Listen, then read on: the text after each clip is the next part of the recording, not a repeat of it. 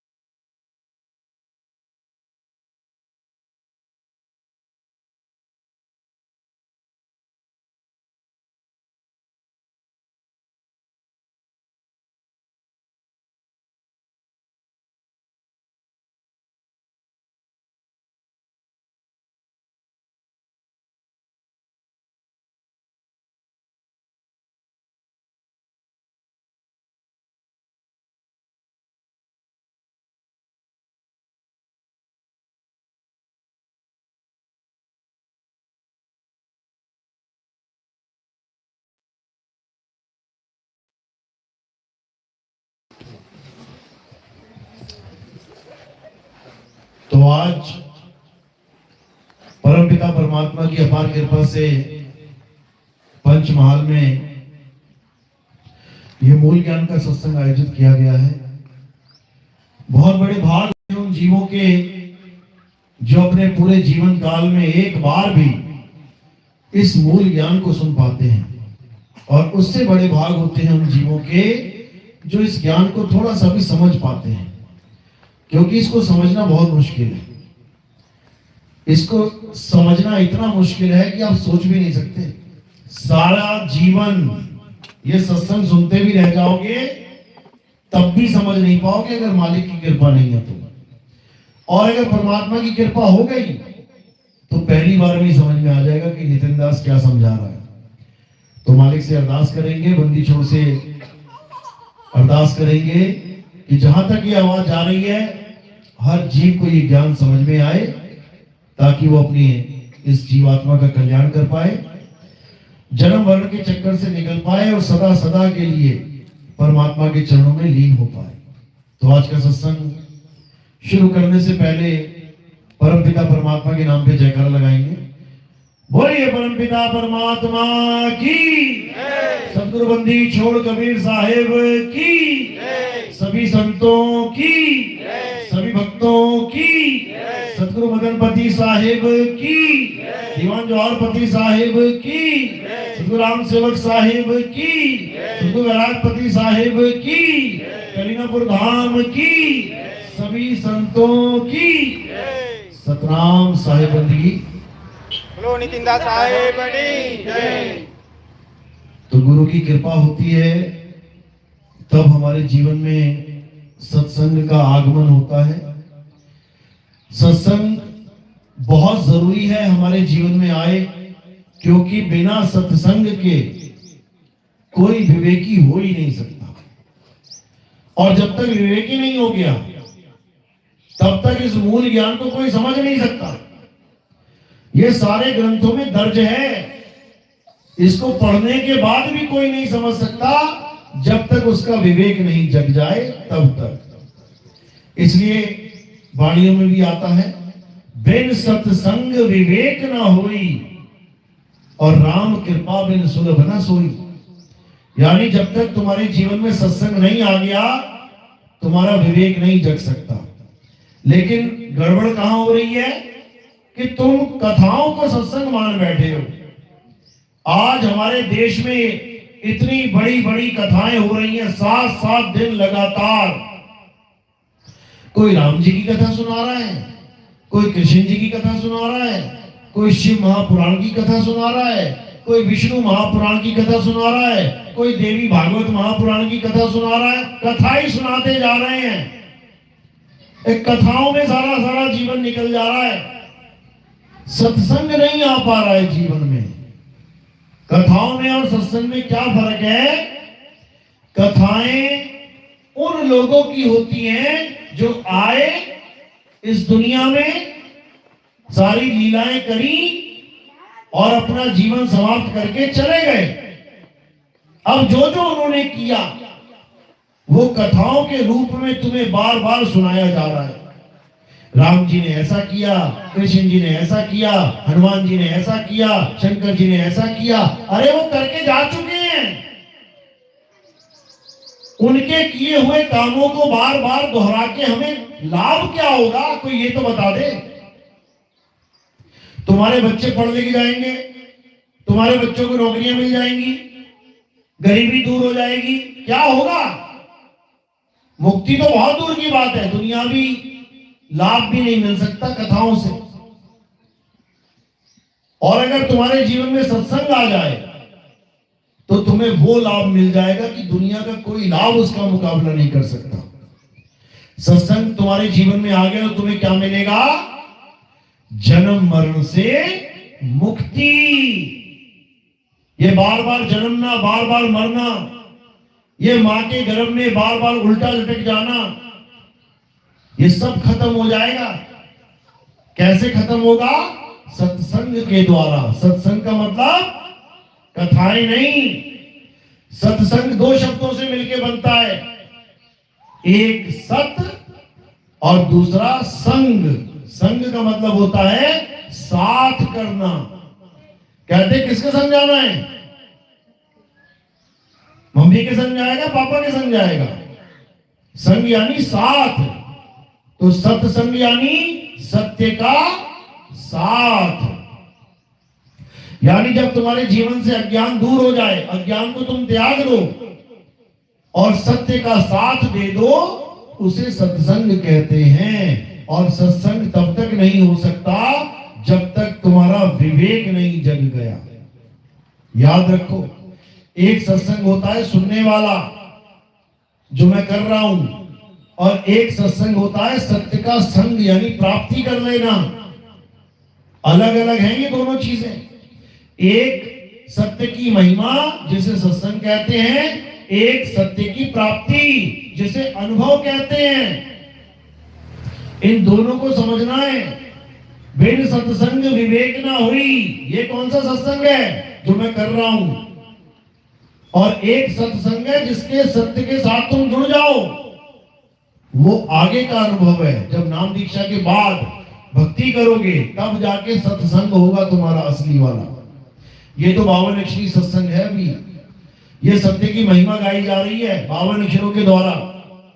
वो 52 से परे का ज्ञान है, लेकिन वो कब मिलता है? जब तुम्हारे जीवन में भेदी गुरु आता है, जब तुम्हारे जीवन में कोई सत्य का ज्ञानी आता है जो तुम्हें सत्संग का भेद बता देता है, ये तब होता है। तो सत्य है क्या, पहले इसको समझना पड़ेगा। तो कृष्ण जी क्या समझा रहे हैं गीता में कि हे अर्जुन, इस दुनिया में दो प्रकार के तत्व हैं, एक असत्य और एक सत्य। असत्य क्या है? हे अर्जुन, इस संसार में जो कुछ भी दृष्टि में दिखाई दे रहा है, जो कुछ भी A to Z असत्य है। असत्य है। ये मकान, दुकान, ये पेड़ पौधे, ये जीव जंतु, ये पहाड़, नदियां, ये मंदिर, मस्जिद, गुरुद्वारे, चर्च, ये पत्थर की मूर्तियां, ये प्लास्टिक की मूर्तियां, ये फोटो, कैलेंडर, फ्लैक्स बोर्ड, जो कुछ भी तुम्हें दिखाई दे रहा है असत्य है। कारण क्या है? क्योंकि ये बनता और बिगड़ता है। ये पूरा संसार बनता और बिगड़ता है। जब पूरा संसार बनता और बिगड़ता है तो क्या मंदिर नहीं बनेगा, बिगड़ेगा? तो क्या मस्जिद नहीं बिगड़ेगी, बनेगी? तो क्या गुरुद्वारे, चर्च कभी नष्ट नहीं होंगे? जब पूरा संसार ही नाशवान है तो सारे पीपल के पेड़, सारी तुलसी के पेड़, सारे जितने भी तुम पूजा पाठ कर रहे हो सब नाशवान है। हे अर्जुन, जो नाश हो जाए, जिसका अस्तित्व ना रहे, वो पूजनीय नहीं है। तो किसकी पूजा करनी है? हे अर्जुन, ये आत्मा अजन्मा है, ये आत्मा शाश्वत है, ये आत्मा नित्य है, ये आत्मा पुरातन है, ये आत्मा ही सत्य सनातन है। इस आत्मा को जानना है। हे अर्जुन, अध्याय 3 17वां श्लोक, जो अपनी आत्मा में रमण करते हैं, जो अपनी आत्मा में तृप्त हैं, जो अपनी आत्मा में संतुष्ट हैं, उनके लिए कोई धार्मिक कर्म कर्तव्य लागू ही नहीं होता। उनको किसी मंदिर, मस्जिद, गुरुद्वारे, चर्च में जाने की जरूरत नहीं। उनको कोई पूजा पाठ हवन यज्ञ करने की जरूरत नहीं, उनको किसी देवी देवता को मनाने की जरूरत नहीं, कुछ नहीं करना है, कुछ भी, बिल्कुल कोरे कागज बन जाओ, कुछ नहीं लिखा उसके ऊपर। अब एक ही नाम लिखना है उसके ऊपर, उस कागज पे क्या लिख देना है? आत्मा। बस ये जो आत्मा है यही सत्य है, इसके अलावा जो कुछ भी है झूठ है। इसीलिए कृष्ण जी ने आत्मा की महिमा गाई है। हे अर्जुन, नैनम छिंदन्ति शस्त्राणि, नैनम दहति पावका, न चैनम क्रोधंतापे, न शोषति मारता। इस आत्मा को ना तो कोई शस्त्र काट सकता है, ना अग्नि जला सकती है, ना वायु सुखा सकती है, ना जल भिगो सकता है। इस आत्मा का कोई कुछ नहीं बिगाड़ सकता, कुछ भी नहीं। ये आत्मा अजन्मा है, इसे कोई पैदा नहीं कर सकता, और जो पैदा ही नहीं हुआ उसे मारेगा कौन? जो सदा सदा से है उसे कौन पैदा करे और कौन मारे? यानी वो निर्भव है, निर्वैर है, वो किसी को मारता भी नहीं है। अकाल मूर्त है, उसका कभी काल आ ही नहीं सकता, सारी दुनिया को काल खा जाएगा। आत्मा का बाल बांका नहीं कर सकता ये काल। लेकिन इस आत्मा का ज्ञान तभी प्राप्त होता है जब हमारे जीवन में आत्मज्ञानी गुरु आता है। आत्मज्ञानी गुरु को ही गीता में तत्वदर्शी संत बोला गया है। गीता में इन मंत्र जपने वालों की महिमा नहीं गाई है कि हे अर्जुन उसके पास चला जा जो राधे राधे जपवा रहा है, बिल्कुल नहीं। कि हे अर्जुन उसके पास चला जा जो हरे कृष्णा करवा रहा है, बिल्कुल नहीं। कि उसके पास चला जा जो ओम नमः शिवाय जप रहा है, बिल्कुल भी नहीं। किसके पास जाना है? अध्याय 4 34वां श्लोक। हे अर्जुन, अगर तुम सत्य को जानना चाहते हो, अगर तुम सत्य को प्राप्त करना चाहते हो, तो तुम ऐसे तत्वदर्शी संत की शरण में जाओ जिसने उस परम तत्व को जान लिया है, जिसने अपनी आत्मा के स्वरूप को जान लिया है। वही तुम्हें तुम्हारी आत्मा का ज्ञान दे सकता है, अन्यथा जितने भी ये बाबा लोग बैठे हैं ये मंत्र जपवा के घर भेज देंगे वापस, और तुम तोते की तरह राधे राधे राधे राधे जपते जपते जपते काल के मुंह में चले जाओगे, बर्बाद हो जाओगे। इसलिए क्या करना है?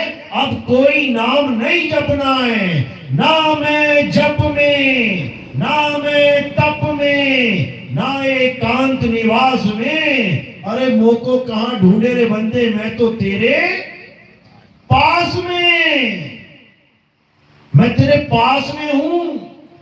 और जो वस्तु पास पड़ी होती है उसको जपा नहीं जाता, उसको प्रयोग में लाया जाता है। तुम्हारे पास मोबाइल है, सीधे मोबाइल उठाओ, मोबाइल क्या जपना है? तुम्हारे पास पानी है, सीधे पानी उठा के पियो, पानी क्या जपना है? जब वस्तु पास है तो नाम जाप की जरूरत नहीं, बल्कि वस्तु का भेद बताने वाले की जरूरत होती है, क्योंकि वो वस्तु दिखाई नहीं देती, अदृश्य है, गैब है। इसलिए उस वस्तु का भेदी गुरु जब आपके जीवन में आएगा तब तुम्हें समझ में आएगा कि वो वस्तु है क्या। उस वस्तु का नाम आत्मा है। ये जो तुम्हारा शरीर चल रहा है, फिर रहा है, खा रहा है, पी रहा है, बोल रहा है, डोल रहा है, नाच रहा है, गा रहा है, किसकी वजह से? आत्मा की वजह से। तुम मंदिर जा रहे हो, तुम मस्जिद जा रहे हो, गुरुद्वारे जा रहे हो, चर्च जा रहे हो, किसकी वजह से? आत्मा की वजह से। तुम खाना खा रहे हो, तुम गाड़ी चला रहे हो, किसकी वजह से? आत्मा की वजह से।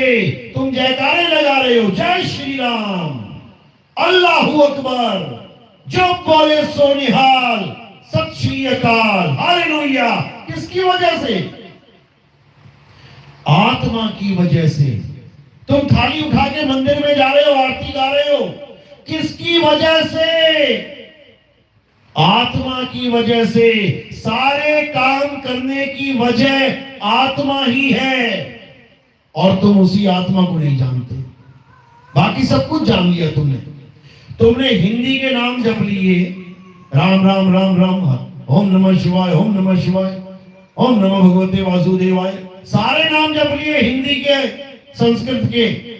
तुमने अरबी के नाम जप लिए, ला इलाहा इल्लल्लाह मोहम्मद रसूलुल्लाह, अरबी भी जप ली तुमने अंग्रेजी में प्रेयर भी कर डाली, तुमने पंजाबी में भी अरदासें डाली, सारी भाषाएं तुमने समझ ली, सारी भाषाओं के नाम जप लिए, सारी आरतियां गा ली, सब कुछ कर लिया। लेकिन जिसकी वजह से ये सब हो रहा था उसको नहीं जान पाए, उसको नहीं जान पाए। और अगर उसको नहीं जान पाए तो फिर आगे 84 लाख तैयार है। अभी तो इंसान जन्म मिला है, बढ़िया खा रहे हो, पी रहे हो, ठंड लग रही है जैकेट पहन ले रहे हो, गर्मी लग रही है एसी चला ले रहे हो।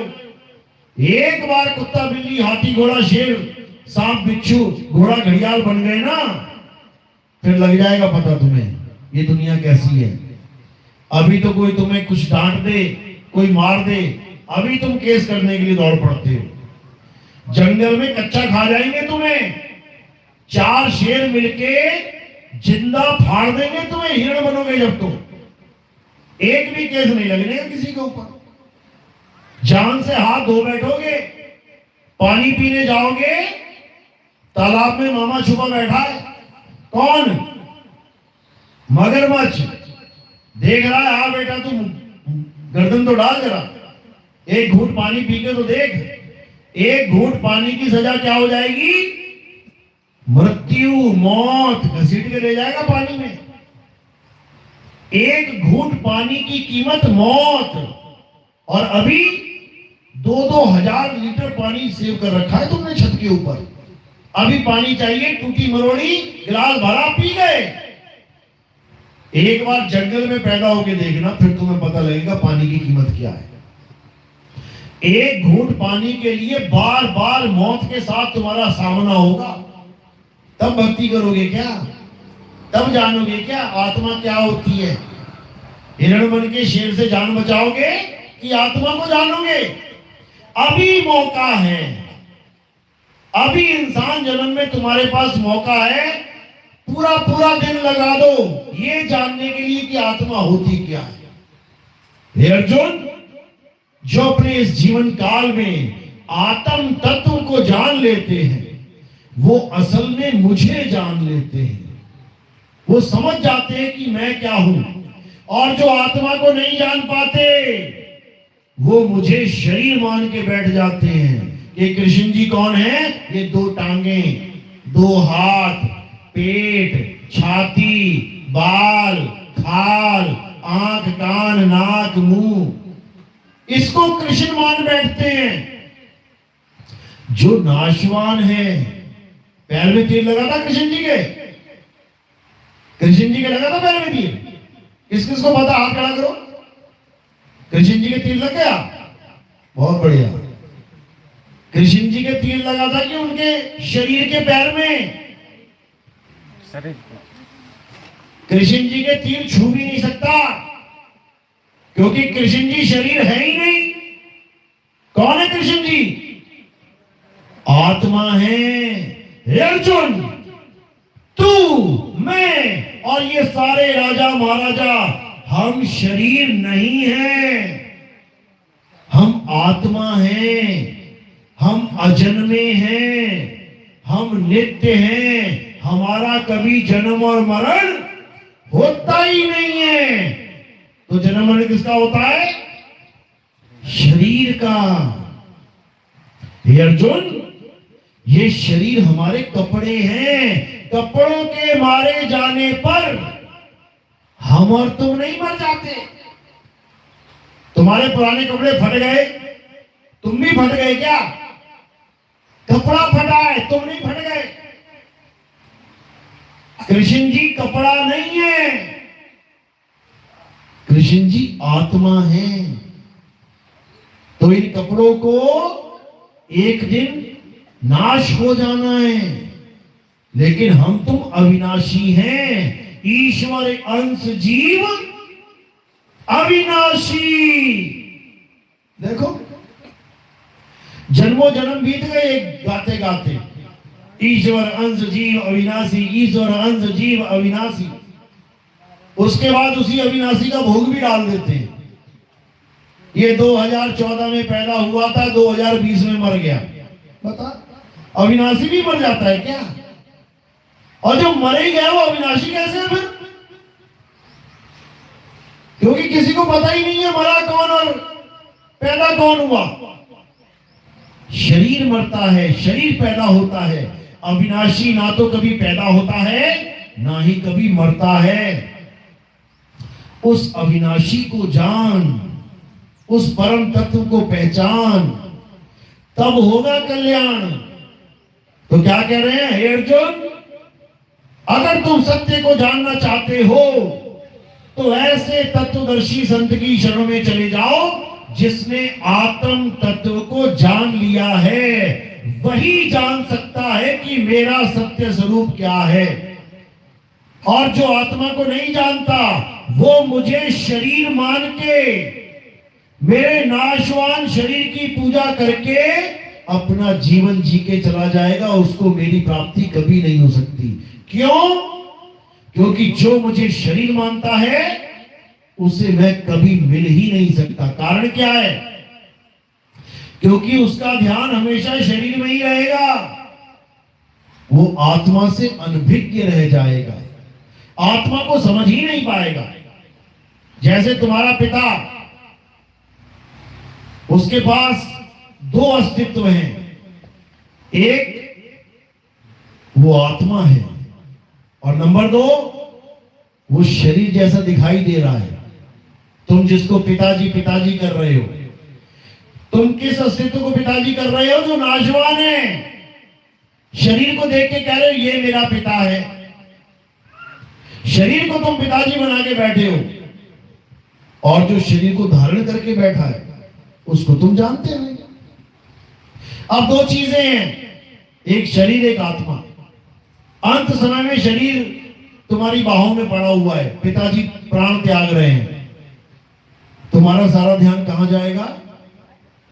शरीर में, कि ये पिताजी ये मर रहा है ये मेरे सामने। और जब उसकी आत्मा जीवात्मा शरीर को छोड़ देगी, वो तुम्हें दिखाई ना देगी, उसको नहीं तुम देख सकते। जिसको जानना था उसको जान नहीं पाए, और जो नाशवान था उसको पिताजी पिताजी करते रह गए। यानी अपने पिताजी को तुम कभी समझ ही नहीं पाए कि पिताजी थे कौन। तुम शरीर को पिताजी मान बैठे, और पिताजी शरीर छोड़ के चले गए।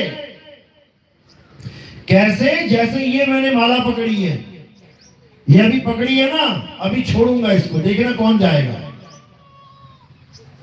ये देखो कौन गिरा?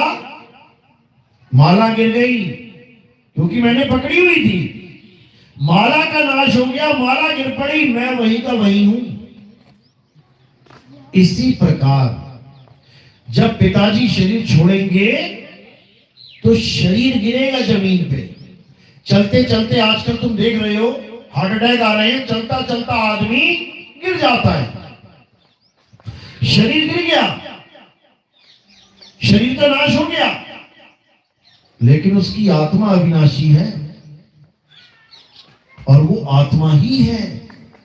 तो उसी आत्म ज्ञान को प्राप्त करने के लिए हमें ऐसे गुरु की जरूरत पड़ती है जो इस काया माया से हमें परे कर दे, इन अक्षरों से हमें परे कर दे, इन नामों से हमें परे कर दे। यानी असली ज्ञान क्या है? आत्म ज्ञान ही असली ज्ञान है। और नकली ज्ञान क्या है? ये जंतर मंतर तंत्र, ये पूजा पाठ हवन यज्ञ, ये जितना भी 52 अक्षरी का खेल है, ये सारा मंत्र जंतर, ये सारे नाम, ये सब इंसानों के द्वारा बनाए गए हैं। हिंदी के नाम, पंजाबी के नाम, उर्दू के नाम, फारसी के नाम, Chinese, Spanish, Dutch, French, German, Italian, कितनी भाषाएं हैं। इंसानों ने भाषाएं बना बना के अक्षर बना के उसी के नाम बना लिए भगवानों के, उसी को जपता चला जा रहा है। अरे पानी पीना है तो पानी तत्व को जानना पड़ेगा। पानी पानी जपने से प्यास नहीं मिटेगी। इसी प्रकार राम को जानना है, राम को पाना है तो पहले जानना पड़ेगा राम होता क्या है। जो त्रेता युग में चले गए उसको आज कैसे प्राप्त कर पाओगे। पत्थर की मूर्ति पूज के सोच रहे हो कि मैंने राम जी की पूजा कर ली। क्या राम जी पत्थर के थे? कभी नहीं थे। चलते थे, फिरते थे, खाते थे, पीते थे, गाते थे। और ये वाले राम जो हमें पुजवा दिए वो खावे ना, पीवे ना, चले ना, बोले ना, डोले। ये कैसा राम है भाई? समझना पड़ेगा। एक वो राम थे जिन्होंने पत्थर को पैर लगा के अहिल्या को, यानी जो पत्थर बनी पड़ी थी, इंसान बना दिया। भगवान वो है जो पत्थर को इंसान बना दे, और इंसान वो है जो भगवान को पत्थर बना दे। देख लो, हर गांव में मिल जाएंगे तुम्हें, हर मंदिर में पत्थर के भगवान। पत्थर के भगवान की पूजा करोगे तो पत्थर का ही भगवान मिलेगा, और आत्मा रूपी भगवान की पूजा करोगे तो परमात्मा मिलेगा। इसीलिए बार बार कृष्ण जी गीता में यही समझा रहे हैं कि इन मंत्रों जंत्रों को छोड़ के अपनी आत्मा को जानना है। हे अर्जुन, जो अपनी आत्मा में रमण करते हैं, जो अपनी आत्मा में तृप्त हैं, जो अपनी आत्मा में संतुष्ट हैं, उनके लिए कोई धार्मिक कर्म कर्तव्य लागू ही नहीं होता। यही कबीर साहब समझा रहे हैं। जल में मीन प्यासी, मोहे देखते आवे हांसी, आत्म ज्ञान बिना नर भटके, कभी काबा कभी काशी। यानी तुम्हें आत्मा का ज्ञान जब तक नहीं मिला तब तक तुम भटकते ही रहोगे। आत्मा का ज्ञान का मतलब ये नहीं है कि तुम्हें राम राम और श्याम श्याम और हनुमान हनुमान जपना पड़ेगा, तुम्हें किसी की पूजा करनी पड़ेगी, बिल्कुल नहीं। आत्मा का ज्ञान क्या है, आत्म ज्ञान क्या है, अच्छे से समझ लो। जहां पर भी आत्म वर्ण लग जाए, आत्म, वहां पर बात तुम्हारी चल रही है, किसी और की नहीं। जैसे तुम्हें कोई कहे कथा लिखो तो तुम किसी की भी कथा लिख दो, और जब तुम्हें कोई कहे कि आत्म कथा लिखो तो किसकी लिखोगे? खुद की। आत्म कथा यानी मेरी खुद की कथा। अगर तुम्हें आत्महत्या करनी है तो किसकी हत्या करोगे? पड़ोसियों की? खुद की। क्योंकि आत्म शब्द जुड़ते ही सारा खेल तुम्हारे ऊपर आ जाएगा। अगर कोई कहता है उसने आत्महत्या कर ली, समझ जाओ कि उसने किसी और को नहीं मारा, खुद को मार लिया। इसी प्रकार अगर कोई आत्म रक्षा करता है, कोई बंदूक लेके घूम रहा है, उसको पूछा ये भैया बंदूक क्यों लेके घूम रहे हो? कहता अपनी आत्म रक्षा के लिए। इसका मतलब ये नहीं कि गांव की रक्षा करेगा वो, इसका मतलब है वो खुद की रक्षा करेगा, अपनी। इसी प्रकार आत्मनिर्भर का मतलब होता है जो खुद पे निर्भर हो जाए, लोगों पे नहीं। इसी प्रकार आत्म कल्याण यानी जो खुद का कल्याण करवाए, दूसरों का नहीं। इसी प्रकार आत्म ज्ञान जो खुद का ज्ञान प्राप्त करे, मैं क्या हूं, तब समझना कि अब हुआ आत्म ज्ञान। तो कबीर साहब यहां आत्म ज्ञान समझाने आते हैं। आत्म ज्ञान यानी हे जीव, तू अपने सत्य स्वरूप को पहचान, अपने आप को पहचान। तू अपने आप को काया माया मान के बैठ गया है, तू अपने आप को शरीर मान के बैठ गया है, इसीलिए तेरी दुर्गति हो रही है। अब क्या करना है? अब अपने आप को शरीर नहीं मानना है। तुम शरीर नहीं हो, शरीर तो तुमने धारण किया हुआ है। जैसे करंट ने पंखे को चलाया तो करंट पंखा नहीं हो गया। पंखा नाशवान है, पंखा करंट के द्वारा चलेगा, लेकिन करंट अविनाशी है, वो मरता नहीं है। समझो, इसी प्रकार जो आत्मा है अविनाशी है, मरती नहीं है। तो काया से परे अपनी आत्मा को जानना ही अध्यात्म कहलाता है। हम लोग कहते हैं हमारे आध्यात्मिक गुरु, अध्यात्म का मतलब भी नहीं पता लोगों को। मंत्र जपने वाले को आध्यात्मिक बना के बैठे हुए हैं। मंत्र जपने वाले को आध्यात्मिक गुरु कहते हैं। अध्यात्म का मतलब होता है अध्याय प्लस आत्म। आत्म यानी अपनी आत्मा का, अध्याय यानी अध्ययन करो। अध्याय का अध्ययन किया जाता है, अपनी आत्मा का अध्ययन करो, अपने आप को जानो, अपने आप को पहचानो। जब अपनी आत्मा को जान लोगे तो आत्मा ही हो जाओगे। उसके बाद ये जन्म मरण का खेल खत्म हो जाएगा। शरीर को त्याग देना है, अपनी आत्मा में स्थित हो जाना है। किसी स्वर्ग और नरक में जाने की आस नहीं लगानी, किसी सतलोक, अलख लोक, अगम लोक, अनामी लोक, किसी भी लोक की आस नहीं लगानी। केवल अपनी आत्मा में रमण करने की बात करनी है, इसके अलावा कुछ नहीं।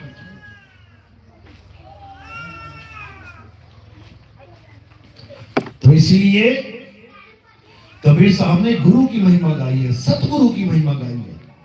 उन गुरुओं की महिमा नहीं गाई जो ये मंत्र जंतर देते हैं, कहते हैं 5 करोड़ बार ये नाम जप ले तू आत्मज्ञानी हो जाएगा, 10 करोड़ बार ये नाम जप ले तू परमात्म ज्ञानी हो जाएगा। बताओ, अरे तुम 100 करोड़ बार पानी पानी जप लो, तुम्हारा गला गीला हो जाएगा क्या?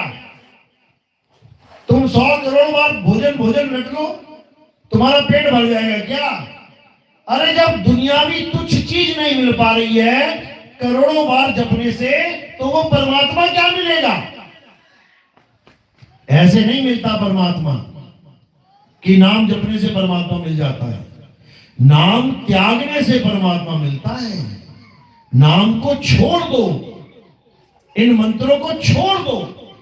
तंत्र मंत्र सब झूठ है, इनमें न भर में कोई, और सार शब्द जाने बिना कागा हंसना होए। ये नकली नामों को छोड़ दो, ये हिंदी पंजाबी उर्दू फारसी के नामों को छोड़ दो और उस सच्चे नाम को जानो। क्या है सच्चा नाम? सतनाम। क्या है सतनाम? सतनाम तुम्हारा स्वरूप है, तुम्हारा सत्य स्वरूप है। अरे सत्य नाम कोई नाम नहीं, ये है आपन रूप। और जो जाने इस भेद को पावे आप स्वरूप।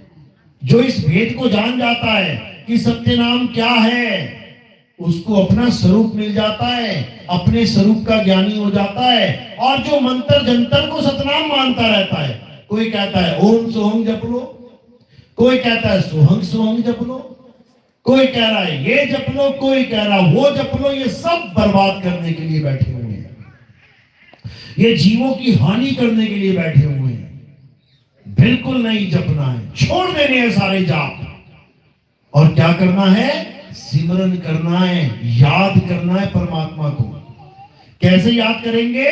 जैसे पनिहारेन अपने मटके को याद रखती है 24 घंटा। उसके सिर पे मटका रखा हुआ है, तुम 50 किलोमीटर चलवा दो उसको। 50 किलोमीटर अगर 24 घंटे में वो चलती है तो कितने घंटे ध्यान रहेगा उसका मटके पे? कितने घंटे? आधा घंटा, 1, 2, 4, 5, 7, 10, 20, 24 घंटा। 24 घंटे अपनी सूरत को अपने मटके से लगा के रखती है वो, एक भी सेकंड नहीं हिलने देती इधर से उधर। इसी प्रकार जब तुम्हें सार नाम मिलेगा, तुम्हें सच्चा नाम मिलेगा, तुम्हें अपना स्वरूप का ज्ञान मिलेगा, तब तुम 24 घंटे अपने स्वरूप में स्थिर रहोगे। कैसे? कबीर साहब समझा रहे हैं, सुमिरन की सुध यूं रहे, जीव गागर पनिहार, और बोले डोले सूरत में, कहे कबीर विचार। कहते हैं जब सच्चा गुरु मिल गया फिर तुम्हारी अवस्था कैसी बन जाएगी? पनिहारिन के जैसी। चलोगे फिरोगे, खाओगे पियोगे, गाओगे बजाओगे, कुछ भी करोगे, लेकिन मटके को नहीं भूलोगे। 24 घंटे मटका याद रहेगा, 24 घंटे अपनी आत्मा याद रहेगी, और जो चीज हमेशा याद रहेगी वैसे ही हो जाओगे। पीपल की पूजा करोगे, पीपल को याद करोगे, पीपल हो जाओगे। तुलसी की पूजा करोगे, तुलसी को याद करोगे, तुलसी हो जाओगे। सांप की पूजा करोगे, सांपों को दूध पिलाओगे, सांप हो जाओगे। जिसकी पूजा करोगे वैसे ही हो जाओगे। ऐसे कैसे हो सकता है? होता है। जड़व्रत नाम का एक ऋषि था, सारी उम्र पूजा पाठ हवन यज्ञ करता रहा, राम राम अल्लाह जो भी करता था करता रहा। बूढ़ा हो गया, आश्रम में एक हिरण का बच्चा आ गया। अब उस हिरण के बच्चे की, क्योंकि अकेला था वो, उसकी सेवा करने लगा। खिलाए पिलाए, घुमाए फिराए, प्रेम हो गया। अच्छी बात है, प्रेम हो जाना चाहिए जीवों से। अब जब भी भक्ति करे, हिरण का बच्चा ध्यान में आ रहा है। कोई भी पूजा पाठ करे, हिरण का बच्चा ध्यान में आ रहा है। करते करते करते एक दिन बैठा हुआ था ध्यान में, मृत्यु आ गई। कहती है चल, और उसका ध्यान कहां है? हिरण के बच्चे में। अब अंत समय जिसका ध्यान करोगे वैसे ही हो जाओगे। तो उस ऋषि को हिरण के बच्चे का जन्म लेना पड़ गया।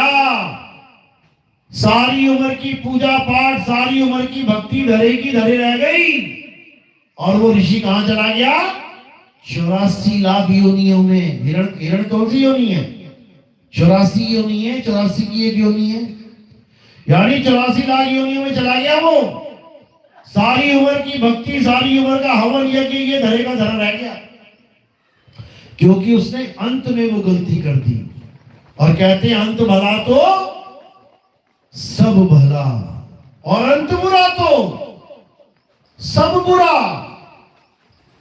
जो अंत में गड़बड़ कर देगा उसका पूरा जीवन जीरो हो जाएगा। इसीलिए कबीर साहब समझाते हैं कि अंत मता सो गता। तुम जिसका ध्यान करोगे अंत में, तुम वैसे ही हो जाओगे। शरीरों का ध्यान करोगे, शरीर मिलेगा। पेड़ों का ध्यान करोगे, पेड़ बन जाओगे। जानवर का ध्यान कर लिया, जानवर हो जाओगे। आत्मा का ध्यान कर लिया तो आत्मा ही हो जाओगे। और एक बार आत्मा हो गए, उसके बाद ये जन्म मरण का खेल खत्म हो जाएगा। फिर जब तुम आत्मा ही हो गए तो मरोगे कब?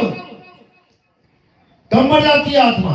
10 साल बाद, 20 साल बाद, 100 साल बाद, 1000 साल, लाख साल, करोड़ साल, अरब साल, खरब साल। अरे कभी तो मरती होगी, कभी नहीं।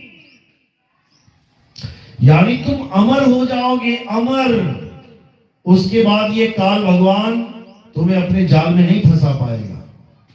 कबीर साहब कहते हैं बचना चाहो काल जाल से तो चीनो शब्द हमारा, और कहे कबीर अमर कर राखूं जो निज होए हमारा। जो मेरा हो जाएगा 100%। मेरा होने का मतलब क्या है? दो ही ताकत है इस दुनिया में, या तो काल या अकाल। यानी एक काल निरंजन और एक परमपिता परमात्मा, बस दो ही चीजें हैं। ये तुमने चुनना है कि मैं काल भगवान के साथ हूं या परमात्मा के साथ हूं। अगर तुम काल भगवान के साथ हो तो तुम्हें वापस आना पड़ेगा, बच नहीं सकते। और अगर तुम परमात्मा के साथ हो तो तुम्हें कोई ला नहीं सकता, लेकिन तुम्हें चुनना पड़ेगा एक को, या तो रक्षक या भक्षक। भक्षक का मतलब है भक्षण करने वाला, जो तुम्हें खाएगा अंत में। तुम्हारी मृत्यु क्यों होती है पता है? लोग कहते हैं यार कैसी दुनिया है, दुनिया में भेज भी दिया हमें और उसके बाद मार भी देते हैं, और गाते भी हो मारने वाला है भगवान, गा रहे हो ना? तो बचाने वाला कौन है फिर? बचाने वाला है भगवान। बताओ, मारने वाला भी भगवान, बचाने वाले भी भगवान, तो किससे अरदास करोगे बचाओ बचाओ? अरे मारने वाला छोटा होता है, बचाने वाला बड़ा होता है। तुम्हें यही नहीं पता तो बचोगे क्या? खाक। बकरा कसाई से अरदास करने लग जाए मुझे बचा लो, मुझे बचा लो, बच जाएगा क्या? बकरे को काटने वाला कोई और है, बकरे को बचाने वाला कोई और है। जो तुम्हें मारेगा वो भक्षक है, और जो तुम्हें बचाएगा वो रक्षक है। इसलिए कहते हैं बचाने वाला मारने वाले से बड़ा होता है, बड़ा। लेकिन तुम्हें पता ही नहीं है बचाएगा कौन, तो तुम इस काल भगवान को ही भगवान मान लेते हो, इसको ही परमात्मा मान लेते हो। और ये सारी दुनिया खा रहा है, तुम्हारे माँ बाप भाई बहन दादा परदादा चाचा मामा था, सबको खाएगा एक दिन, कोई बच ही नहीं सकता, सबको खाएगा। कबीर साहब समझा रहे हैं, तीन लोक एक जेल है, और पाप पुण्य दो जाल, सारा जग भोजन बना, खाने वाला काल। ये काल भगवान किसी को नहीं छोड़ेगा, किसी को भी नहीं। सबकी मौत पक्की है, एक दिन सबने मरना है, सबने। मरने से बचने का एक ही फार्मूला है, अगर मरने से बचना चाहते हो एक ही चीज है बस, उसके अलावा सब झूठ। क्या फार्मूला है मरने से बचने का? तुम आत्मा हो जाओ। अगर तुम आत्मा हो गए तो मौत तुम्हारा बाल भी बांका नहीं कर सकती।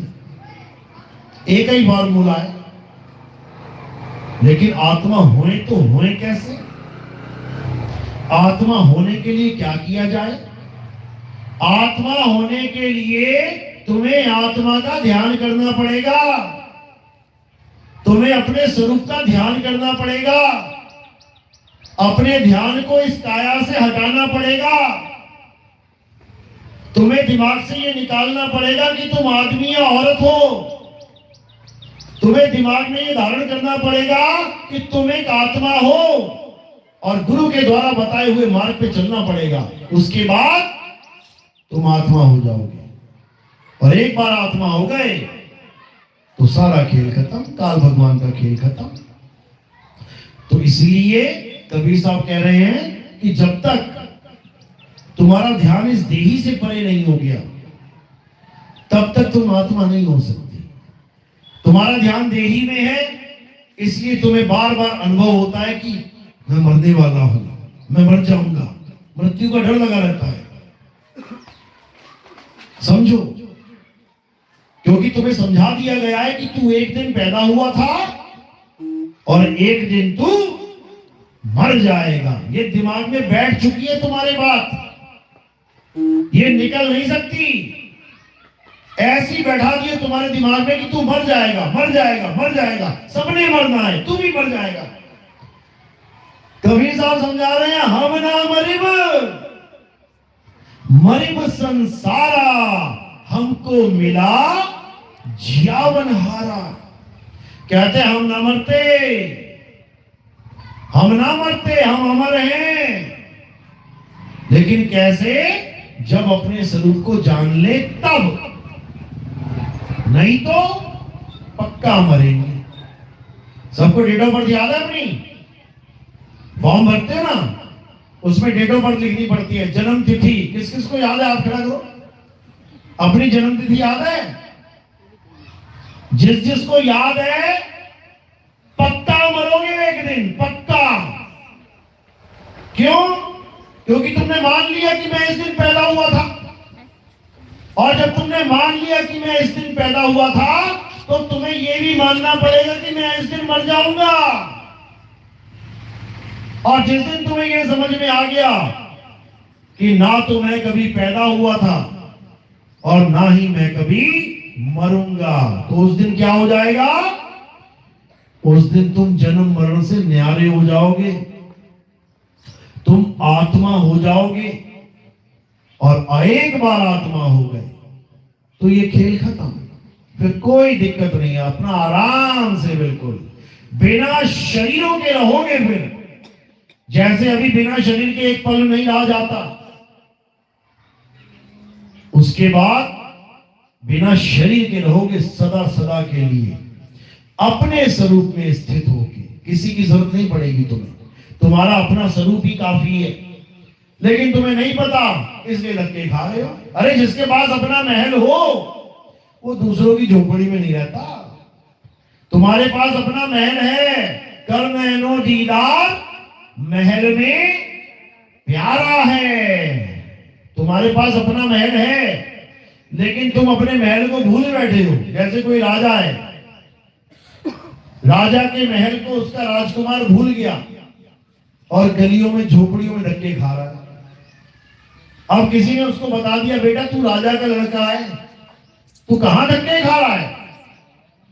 तो जब वो राजा के महल में जाके सिंहासन पे बैठ जाएगा, फिर उसको झोपड़ियों की जरूरत नहीं पड़ेगी, महल में रहेगा वो।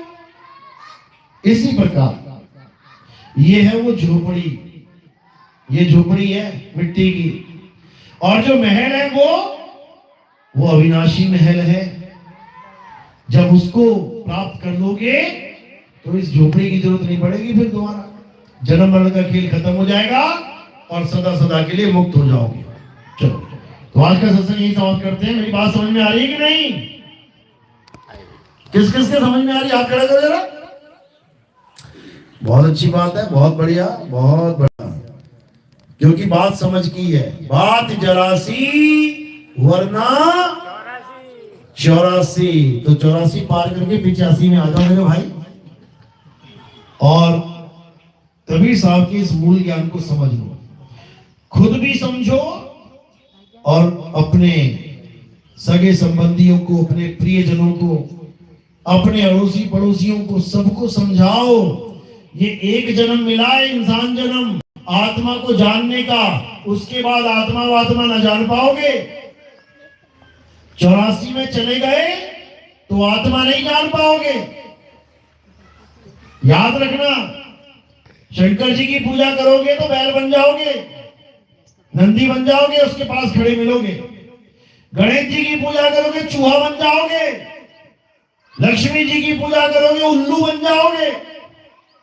समझ लो, आत्मज्ञानी नहीं बन पाओगे, रहोगे उनके पास ही, लेकिन 84 में रहोगे, मुक्ति नहीं मिल पाएगी। देख लो अभी भी बैठे हुए हैं, लक्ष्मी जी का कौन है यार वाहन? उल्लू। पता, तो लक्ष्मी के पास रह के कल्याण नहीं हो पा रहा उसका, लेकिन यहां हो जाएगा। अगर वो उल्लू इंसान जन्म में आ जाए और गुरु के पास पहुंच जाए तो उसे आत्मज्ञान डेफिनेटली हो जाएगा। बस वो विवेकी होना चाहिए, फिर उल्लू नहीं बने रहना है, वरना उल्लू ही रह जाओगे। चलो, तो आज का सत्संग यही समाप्त करते हैं। अब आरती होगी। आरती कैसे करते हैं हमारे यहाँ? हमारे यहाँ किसी पत्थर की पूजा की आरती नहीं होती है, किसी पत्थर की पूजा नहीं होती है, किसी फ्लैक्स, कैलेंडर बोर्ड, किसी तस्वीर की आरती नहीं होती है। हमारे यहाँ आरती किसकी होती है? आत्मा की आरती होती है, आत्मदेव की आरती होती है। कैसे करते हैं? थोड़े से फूल उठाने हैं और मेरे सिर के ऊपर रख देने हैं। सिर के ऊपर क्यों रखे जाते हैं? क्योंकि पैर के अंगूठे से लेके सिर की चोटी तक ये क्या दिखाई दे रहा है? नाशवान शरीर। तो हमने फूल कहां चढ़ाए? नाशवान शरीर से परे। तो जब नाशवान शरीर से परे फूल चढ़ा दिए जाते हैं तो किसको समर्पित हो जाते हैं? आत्मदेव को, क्योंकि काया से परे है वो आत्मा। तो उस आत्मदेव की पूजा करेंगे, उसकी आरती करेंगे।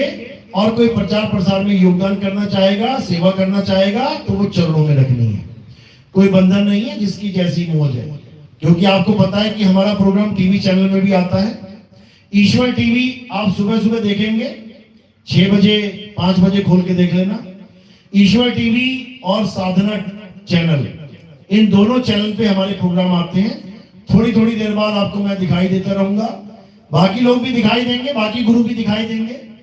वो कहेंगे नाम जपो, नाम जपो, नाम जपो। और जब मैं दिखाई दूंगा तो क्या कहूंगा? नाम छोड़ो, नाम छोड़ो, नाम छोड़ो।